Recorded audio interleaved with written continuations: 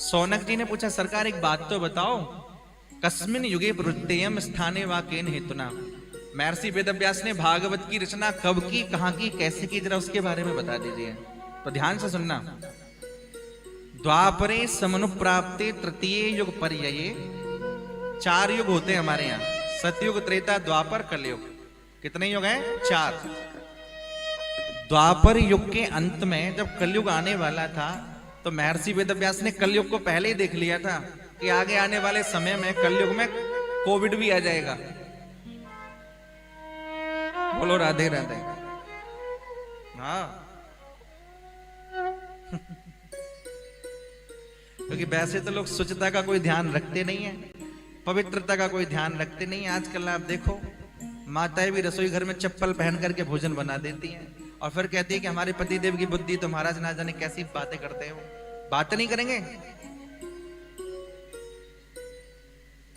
बताइए, पवित्रता बिल्कुल नष्ट कर दी, स्वच्छता बिल्कुल नष्ट कर दी। और ज्यादा वीवीआईपी घरों में चले जाओ तो माताएं तो भोजन ही नहीं बनाती, फिर तो वहां नौकर चाकर लोग भोजन बनाते हैं। देखो, चाहे कितने भी बड़े हो जाओ, पर अपने पति के लिए, अपने बच्चों के लिए तो स्वयं भोजन बनाइए। सिद्धांत है ये। कर आपको उन्हें धार्मिक बनाना है तो, आपको उन्हें संस्कारी बनाना है तो आप 15 दिन करके तो देखिए ऐसा। आप खुद ने चप्पल पहन रखी है, रसोई बना रहे हैं, मन में जाने ना जाने कैसे कैसे विचार चल रहे हैं, पास में मोबाइल रखा हुआ है, उस पर चैटिंग चल रही है और फिर भोजन बन रहा है और फिर पतिदेव कहते हैं गुस्सा करते। गुस्सा नहीं करेंगे? धर्म का संस्कार माताओं के हाथ में है। आप 15 दिन करके तो देखिए, जब आप भोजन सिद्ध कर रहे हैं, पवित्रता के साथ बनाइए, ठाकुर जी का नाम लेकर के बनाइए। आप देखना, अनुभव करना, 15 दिन में ही आपके परिवारिक जनों की बुद्धि में परिवर्तन हो जाएगा। लेकिन हम लोग समय के साथ भाग रहे हैं भाई। अब जो जैसे भाग रहा है, फिर जैसा हो रहा है उसको स्वीकार करो। कौन क्या कर सकता है? महर्षि वेदव्यास ने पहले ही देख लिया कि आगे कलयुग आने वाला है, सब पाखंडी हो जाएंगे, धर्म कर्म को कोई मानने वाला नहीं होगा। तो महर्षि वेदव्यास ने क्या किया? पहले एक ही वेद था, उसके 4 भाग कर दिए। पंचम वेद महाभारत की रचना कर दी, 17 पुराणों की रचना कर दी। लेकिन मन में कोई संतोष नहीं हुआ, बड़े दुखी हुए महर्षि वेदव्यास। और जब मन में दुख हुआ, तो जीवन में जब दुख आवे तो भैया किसी संत सदगुरु के पास जाना चाहिए। और आज कहीं गए नहीं महर्षि वेदव्यास, स्वयं नारद जी चल के आए। नारायण नारायण नारायण श्रीमन नारायण नारायण नारायण श्रीमन नारायण नारायण नारायण। गाइए भाव से। नारायण नारायण नारायण बद्री नारायण नारायण नारायण श्रीमन नारायण नारायण नारायण लक्ष्मी नारायण नारायण नारायण लक्ष्मी नारायण नारायण नारायण लक्ष्मी नारायण नारायण नारायण श्रीमन नारायण नारायण नारायण श्रीमन नारायण नारायण नारायण श्रीमन नारायण नारायण नारायण। ऐसे नहीं, सब हाथ उठा करके ताली बजाते हो। श्रीमन नारायण नारायण नारायण श्रीमन नारायण नारायण नारायण बद्री नारायण नारायण नारायण बद्री नारायण नारायण नारायण सर नारायण नारायण नारायण नारायण नारायण नारायण लक्ष्मी नारायण नारायण नारायण नारायण नारायण नारायण श्रीमन नारायण नारायण नारायण नारायण नारायण नारायण नारायण नारायण। बोले श्री नारायण भगवान की जय। श्री नारद जी महाराज की। स्वयं श्री नारद जी महाराज आए। नारद जी ने आकर के देखा, महर्षि वेदव्यास आप इतने उदास क्यों हो? आपकी उदासी का कारण क्या है? बोले महाराज मैं क्या बताऊं, मैंने बहुत कुछ किया समाज के लिए, पर मन को संतोष नहीं हुआ। कभी कभी ऐसा होता है, बहुत कुछ करने के बाद भी। देखो, आपकी अंतरात्मा प्रत्यक्षदर्शी है। आप क्या कर रहे हैं, क्या नहीं कर रहे, बंद कमरे के अंदर जो आप कर रहे हैं उसको या तो आपकी अंतरात्मा जानती है या परमात्मा जानता है। और ये आप हमेशा याद रखिए, कि वो आपको 1000 आंखों से देख रहे हैं। कितना भी छुपके करिए, संसार से भले ही बच सकते हैं, उससे नहीं। एक और बात, जब व्यक्ति कुछ गलत करता है ना, तो उसकी और अंतरात्मा अंदर से उसे आवाज देती है, उसे ईश्वरीय आवाज कहा जाता है। आप क्या कर रहे हैं, ये ठीक नहीं है। पर हम लोग क्या करते हैं, अभ्यास ही हो जाते हैं, नहीं कहने दो कहने दो। एक दो बारी आवाज आती है और फिर जब बार बार करने लगते हैं तो फिर अभ्यास ही हो जाते हैं, फिर वो अंदर से आवाज आना भी बंद हो जाता है, फिर हम उसी काम को करने लगते हैं जो चल रहा है। आपका मन ही आपका प्रत्यक्षदर्शी है। अगर वो कहता है नहीं मैंने अच्छा किया, कुछ करने के बाद मन कहता है नहीं मैंने बहुत अच्छा किया, अब दुनिया चाहे कितनी भी बुराई करे लेकिन मन कहता है ना मैंने अच्छा किया, संतुष्ट हूं मैं। और चाहे जितनी भी लोग प्रशंसा करें लेकिन मन संतुष्ट नहीं है तो कुछ भी नहीं है।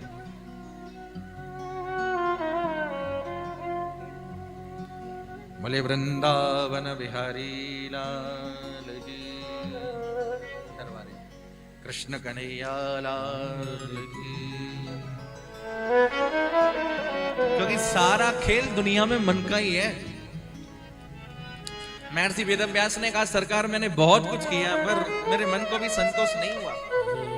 नारद जी ने कहा व्यास जी आपको जो करना चाहिए था वो तो आपने किया ही नहीं। बोले क्या, ना तथा वासुदेवस्य महिमा ह्यनुवर्णितः। आपने बहुत कुछ किया पर भगवान वासुदेव का गुणानुवाद नहीं गाया, भगवान श्री कृष्ण का गुण नहीं गाया, इसलिए सब कुछ व्यर्थ है। देखो कभी कितनी भी सुंदर काव्य रचना क्यों ना कर दे, यदि उसमें ठाकुर जी का नाम नहीं है तो वो सब बेकार है। कहा जाता है ना जहां ना पहुंचे रवि वहां पहुंचे कवि, और जहां ना पहुंचे कवि वहां पहुंचे अनुभवी, ऐसा कहा जाता है। अब हमारे पास ना छंद है ना गद्य है ना पद्य, कुछ भी नहीं है, पर मन में क्या है, हमारे श्री कृष्ण का नहीं है। आप देखो कभी हमारे बरसाने में आकर के कभी आप दर्शन करेंगे ना खोर सांकरी पे, कभी कभी वहां के बरसाना के जो ग्वारियां होते हैं खोर सांकरी में होकर के जा रहे होते हैं, आगे आगे गाय जा रही हैं, पीछे पीछे खड़े हुए हैं और बड़े तान के साथ में गाते हैं, कदम नीचे आए जाइयो कटीले काजरवारी। अब इसमें कोई साहित्य नहीं है, पर इसे सुनने के लिए प्रभु प्रकट हो जाते हैं। क्यों? क्योंकि भाव है। अब आपने कितना भी छंद गद्य पद्य खूब चौपाई दोहा खूब गाए और उसमें ठाकुर जी का नाम नहीं है तो संसार के लोग भले ही आ जाएं पर प्रभु के प्यारे कभी नहीं आ सकते। कैसे? बोले विधु बदनी सब भात सवारी, सोहन बसन विनावर नारी। चंद्र बदनी नारी यदि निर्वस्त्र हो तो वो शोभा नहीं देती, उसी प्रकार कविता यदि उसमें श्री कृष्ण का नाम नहीं है तो व्यर्थ है। इसलिए ना यद वसश्चित्र पदम हरेर्यसो जगत पवित्रम प्रकरणीत करहिचित तदवायसम तीर्थम संति मानसा नायत्सा निरमन्त्यु शिक्षया।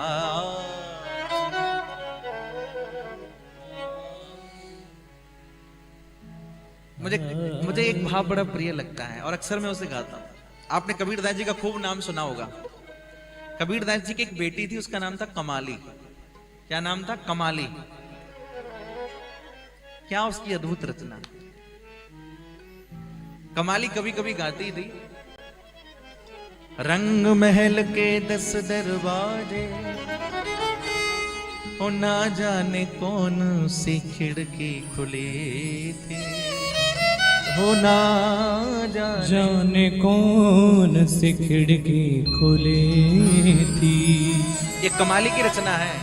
हो ना जाने पदनी दबदम बगरे गधापा, ना जाने कौन सी खिड़की खुली थी, ना जाने कौन सी खिड़की खुली थी।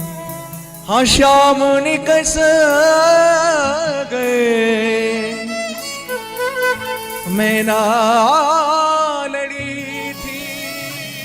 हाँ श्याम निकस गए मैं ना लड़ी थी। इस जीवन रूपी रंग महल के 10 दरवाजे हैं, ना जाने श्याम कहां से निकल गए। कमाली कहती है हमरी न मानो तो सहेली से पूछो, मैं चादर तान पलका पे पड़ी थी। हो मैं चादर तान पलकों पे पड़े थे। हो श्याम निकस गए मैं ना लड़ी थी। शाम निकस गए मैं ना लड़ी तेरी। एक और भाव, कहत कमाली कबीर की बेटी, कहत कमाली कबीर की बेटी, पीर की बेटी ओ ऐसे ब्याहे से तो मैं कुंवारी भली थी। ओ ऐसे ब्याह से तो मैं कुंवारी भले थी। जिस पुत्री का विवाह होता है, विवाह होने के बाद यदि पति से प्रेम नहीं है तो वो व्यर्थ है। उसी प्रकार यदि ये मनुष्य जीवन मिला है, ये तन जो मिला है, ये तन का चोला जो मिला है, मनुष्य जीवन जो मिला है, और मानव जीवन पाकर के श्री कृष्ण से प्रेम नहीं किया तो कमाली क्या कहती है, बोले ऐसे ब्याहे से तो मैं कुंवारी भली थी। हो ऐसे ब्याह से तो मैं कुंवारी भले थे। हाँ श्याम निकस गए मैं ना लड़ी थी। शाम ने कस गए मैं ना लड़ी थी। अब देखिए इसमें कुछ नहीं है, केवल और केवल श्री कृष्ण का नाम है। एक आध्यात्मिक दर्शन है कि मनुष्य जीवन का परम लक्ष्य क्या है।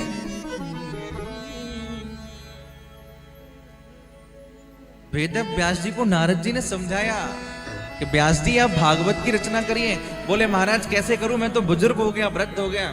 तो अपना उदाहरण दिया, बोले प्राचीन काल में मैं एक दासी का बेटा था, मेरी माँ संतों की सेवा करती थी, मैं भी ब्राह्मणों की सेवा करता था, मैं भी कथा सुनता था, सत्संग करता था।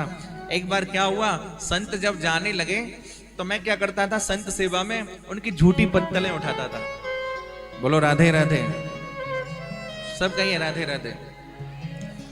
और कभी कभी क्या करता था, संतों की झूठी पत्तलें जब उठाता था, ब्राह्मणों की झूठी पत्तलें उठाता था, तो उनकी झूठन प्रसादी भी खा लेता था।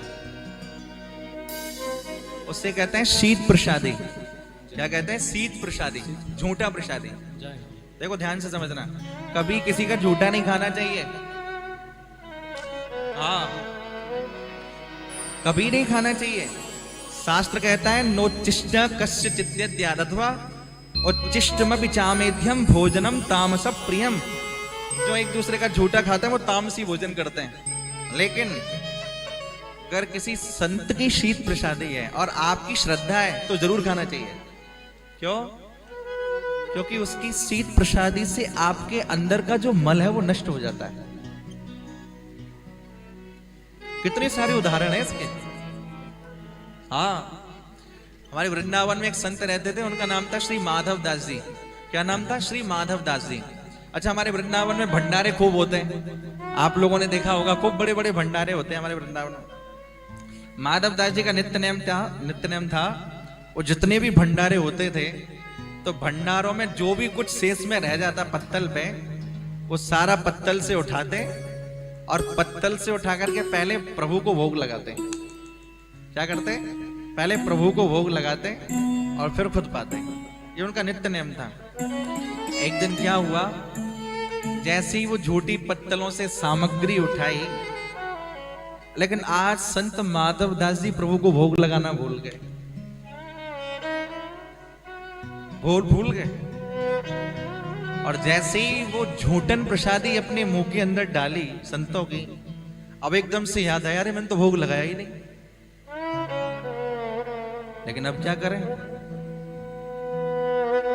अब यदि बाहर निकालते हैं तो संतों की झूठन प्रसादी का अपराध होता है, और अंदर ले जाते हैं तो मन में यह शंका होती है कि ठाकुर का भोग लगाया ही नहीं। फिर मन में आया, अब प्रभु आपकी जो इच्छा हो वही करना। नेत्रों में अश्रुपात आ गए, प्रभु मुझसे बहुत बड़ा अपराध हो गया। बस इतना हुआ, संत माधव दास जी के साथ में उसी समय हमारे श्री कृष्ण कन्हैया लाल प्रकट हो गए, श्री बांके बिहारी प्रकट हो गए। और बांके बिहारी ने प्रकट होकर के संत माधव दास जी को अपने हृदय से लगा दिया और बड़ी सुंदर बात कही, बाबा बड़े बड़े 56 भोग, बड़े बड़े पकवान तो भक्त लोग खूब लगाते हैं, पर संतों की झूठन प्रसादी तो बस आपने खिलाई। महापुरुषों की झूठन प्रसादी तो आपने खिलाई, इसलिए मैं आपको बारंबार प्रणाम करता हूं। नारद बाबा इस बात को पुष्ट कर देना चाहते हैं, उच्छिष्टलेपा ननुमोदितो द्विजये, मैंने ब्राह्मणों का झूठा खाया, संतों का झूठा खाया, मेरे मन का सारा मल नष्ट हो गया। और जब संत जाने लगे तो मैं भी जाने लगा। संतों ने मना कर दिया माता जी की सेवा करो।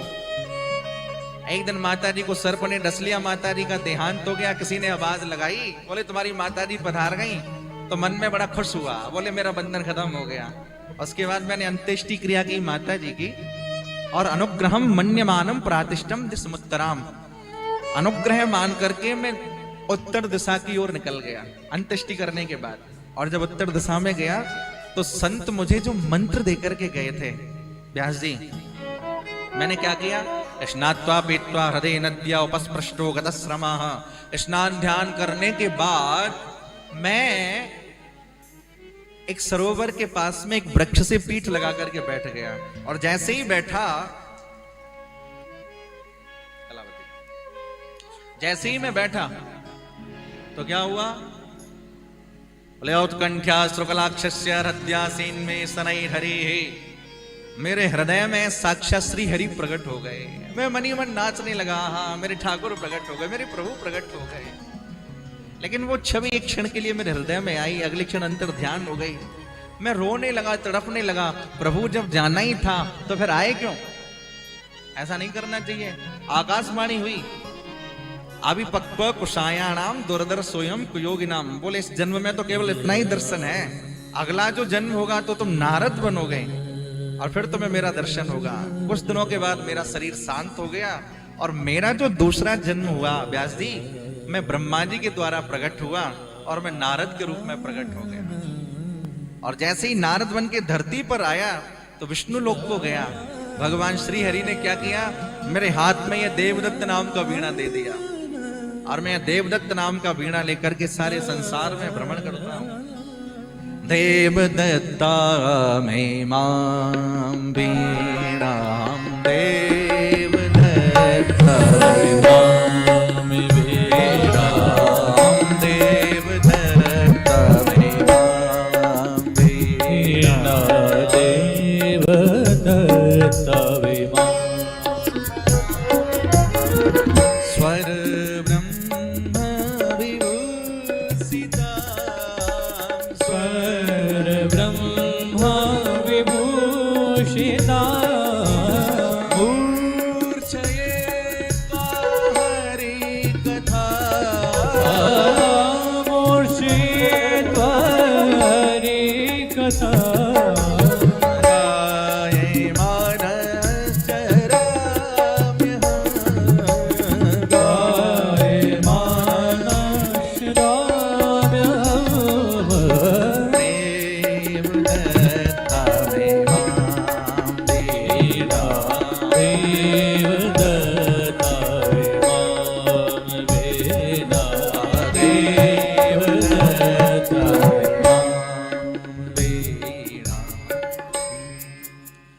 देवदत्त नाम का वीणा मुझे दे दिया और आज एक दासी का पुत्र नारद बन के संसार में भ्रमण कर रहा है।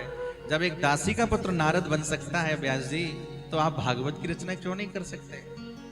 कभी कभी जीवन जब निराश होता है ना, जब हम बिल्कुल टूट जाते हैं, हतोत्साहित हो जाते हैं और पीछे से कोई आपका सहारा लगा दे, तो कहा जाता है ना, डूबते को तिनका भी सहारा होता है।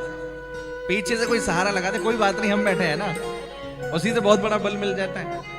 मंत्र देकर के चले गए गुरु और महर्षि वेदव्यास ने भागवत की रचना कर दी। ब्रह्म नद्याम सरस्वत्याम आश्रम पश्चिमे तटे सम्याप्रासति प्रोक्त ऋषीणाम सत्रवर्धना। महर्षि वेदव्यास ने सबसे पहले भागवत की कथा सुखदेव जी को सुनाई है और सुखदेव जी ने राजा परीक्षित को सुनाई।